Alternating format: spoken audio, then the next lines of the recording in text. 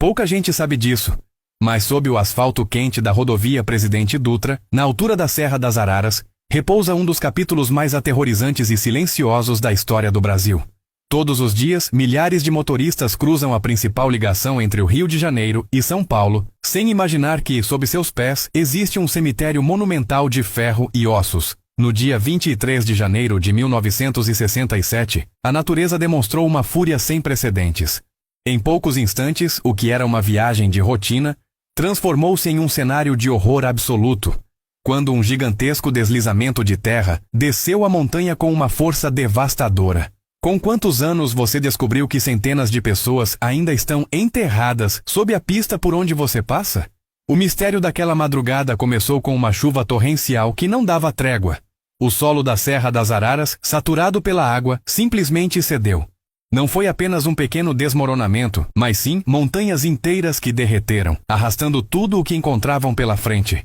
Carros de passeio, caminhões carregados e ônibus repletos de passageiros, que viajavam entre as duas maiores metrópoles do país, foram engolidos por um tsunami de lama e rochas. O choque inteligente desta narrativa reside no fato de que o resgate foi quase impossível.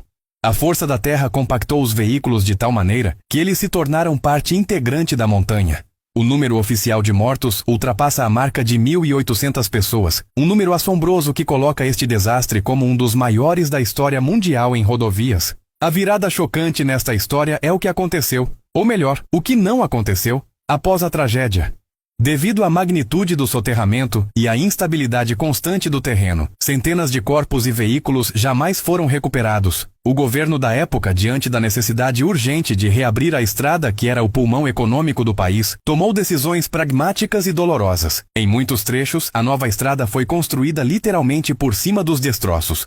Isso significa que, até hoje, mais de 300 vítimas fatais e dezenas de veículos seguem soterrados, transformando a serra em um túmulo coletivo permanente. Shavarsh Karapetian salvou vidas com seu fôlego físico, mas na Serra das Araras, o fôlego da vida foi sufocado por toneladas de terra em questão de segundos, sem chance de defesa. Essa história performa de forma explosiva nas redes sociais porque mexe com um medo ancestral, o de ser esquecido.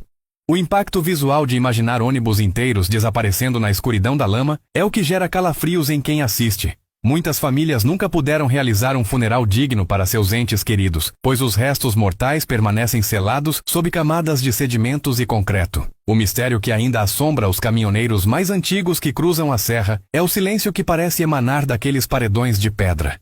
Eles sabem que as cicatrizes na vegetação, que ainda hoje podem ser vistas em certos ângulos, são as marcas de uma ferida que o tempo jamais conseguiu fechar completamente. O impacto visual das fotos da época, mostrando tratores e equipes de resgate trabalhando entre rochas do tamanho de casas, serve como um lembrete da nossa fragilidade diante da natureza. A tragédia da Serra das Araras é marcada pelo esquecimento coletivo de um país que raramente olha para trás.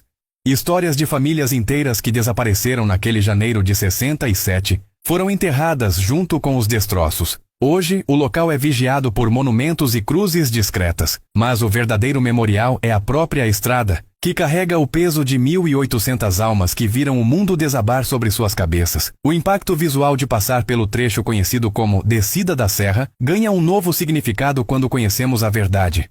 Cada curva sinuosa e cada viaduto esconde o segredo de uma noite onde a terra decidiu retomar o seu espaço.